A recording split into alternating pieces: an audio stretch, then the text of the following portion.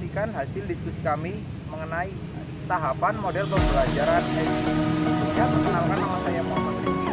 Saya Anissa Lintang. Saya Arsi. Yang pertama adalah pengertian. Nah, apa sih model pembelajaran EDI itu? Nah, desain pembelajaran model EDI adalah desain pembelajaran yang berorientasi pada sistem. Nah, desain ini dapat menghasilkan sistem pembelajaran yang mencakup seluruh komponen dari pembelajaran.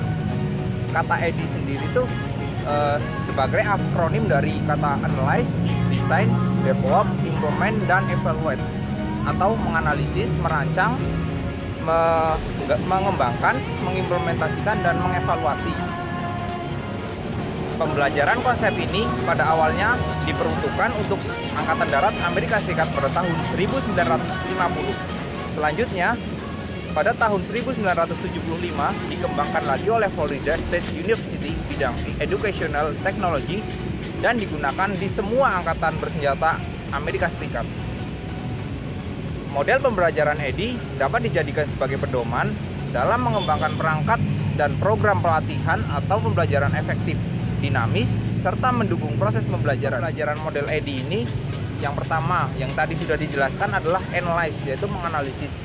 Yang kedua yaitu desain atau mendesain. Yang ketiga adalah implementasi. Yang keempat adalah development. Dan yang kelima adalah evaluation atau evaluasi. Di sini saya akan menjelaskan tentang tahapan model pembelajaran EDI. Yang pertama itu ada analisis. Analisis adalah desain tahap yang berfokus pada target audiens. Pada tahap ini dilakukan menjabarkan permasalahan instruksional, tujuan instruksional, sasaran pembelajaran, dan dilakukan identifikasi lingkungan pembelajaran serta pengetahuan yang dimiliki siswa. Proses analisis ini dilakukan untuk menentukan apa yang harus dipelajari.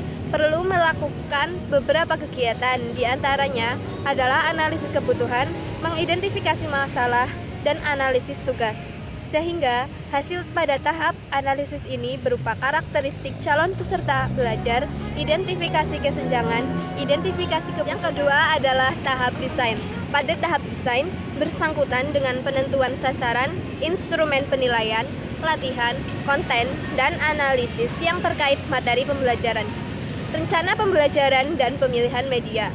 Fase desain dilakukan secara sistematis dan spesifik. Pada tahap ini dikenal juga dengan istilah membuat rancangan. Artinya, perlu adanya perumusan tujuan pembelajaran. Selanjutnya, merancang tes yang didasarkan pada tujuan pembelajaran yang telah dirumuskan. Selanjutnya, menentukan strategi pembelajaran yang tepat. Banyak pilihan kombinasi metode, dapat pilih yang paling relevan. Pada tahap yang ketiga adalah tahap pengembangan atau development. Pada tahap pengembangan ini dilakukan pembuatan dan penggabungan konten yang sudah dirancang pada tahapan desain.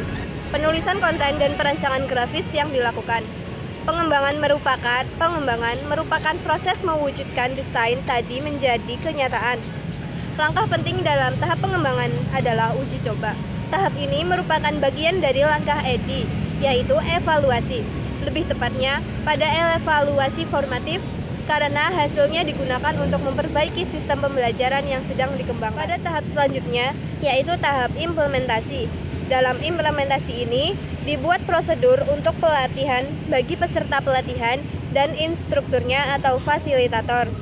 Pelatihan fasilitator meliputi materi kurikulum, hasil pembelajaran, metode penyampaian, dan prosedur pengujian. Langkah untuk menerapkan sistem pembelajaran yang sedang dibuat.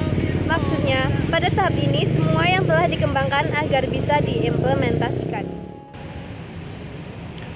Pada tahap terakhir dalam model pembelajaran EDI adalah tahap evaluasi, di mana pada tahap evaluasi ini adalah multidimensional dan merupakan komponen penting dari proses EDI. Ini mengasumsikan bentuk evaluasi formatif dalam tahap pengembangan. Evaluasi dilaksanakan selama tahap implementasi dengan bantuan instruktur dan siswa. Setelah evaluasi selesai, evaluasi sumatif dilakukan untuk perbaikan pembelajaran. Perancang seluruh tahap evaluasi harus memastikan apakah masalah yang relevan dengan program pelatihan diselesaikan dan apakah tujuan yang diinginkan terpenuhi.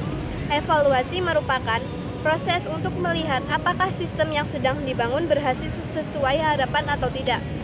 Evaluasi yang terjadi pada 4 tahap tersebut dinamakan evaluasi formatif karena tujuannya untuk kebutuhan revisi. Dalam penerapannya di lapangan, model EDI tentu saja mempunyai kelebihan maupun kekurangan. Yang pertama, kelebihan dari model EDI sederhana dan mudah dipelajari serta strukturnya yang sistematis. Sudah dijelaskan bahwa model EDI ini terdiri dari 5 komponen yang berkaitan satu sama lain dan disusun secara sistematis. Artinya, dalam tahapan tersebut, dalam pengaplikasiannya harus sistematis, tidak bisa diurutkan secara acak untuk didahulukan, karena langkah ini sudah sangat disederhanakan jika dibandingkan dengan model desain pembelajaran yang lain. Maka, model desain ini akan mudah dipelajari oleh para pendidik. Yang berikutnya adalah kekurangan dari model pembelajaran EDI. Pada tahap analisis, perlu waktu lama. Pada tahap ini, pendidik diharapkan mampu menganalisis 2 komponen dan siswa terlebih dahulu dengan analisis terbagi menjadi 2 bagian, yaitu analisis kinerja dan analisis kebutuhan. 2 komponen analisis ini yang selanjutnya akan membuat lamanya proses menganalisis siswa sebelum tahap pembelajaran dilaksanakan. Komponen ini merupakan sesuatu yang penting karena akan mempengaruhi pembelajaran yang selanjutnya. Dan yang terakhir adalah kesimpulan. Desain pembelajaran model EDI merupakan singkatan atau kepanjangan dari analisis atau analisis, desain, development atau pengembangan, implement atau implementasi, evaluasi atau evaluasi. Nama desain pembelajaran model EDI merupakan desain pembelajaran pendekatan sistem, sehingga diantaranya tahapannya tidak dapat terpisahkan. Tahapan yang sistematis ini membuat model pembelajaran EDI menjadi model yang sederhana dan mudah diterapkan dalam sistem pembelajaran. Proses pembelajaran EDI ini bersifat interaktif dengan tahap-tahapan dasar yang efektif, efisien, dan dinamis. Demikian yang dapat kami sampaikan. Kurang lebihnya mohon maaf.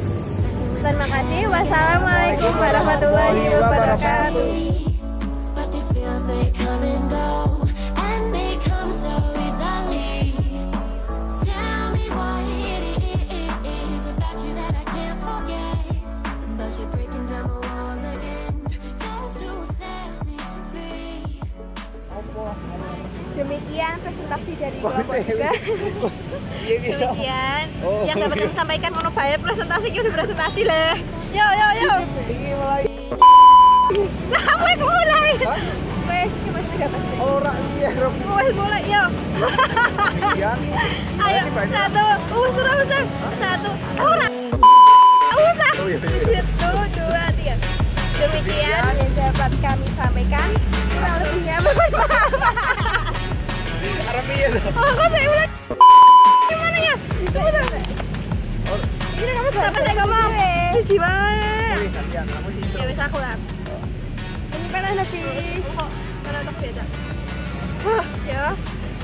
Demikian yang dapat saya ekstraksi. Dan kekurangan dari model EDI. Dalam penerapannya di lapangan, model EDI tentu saja mempunyai kelebihan maupun kekurangan.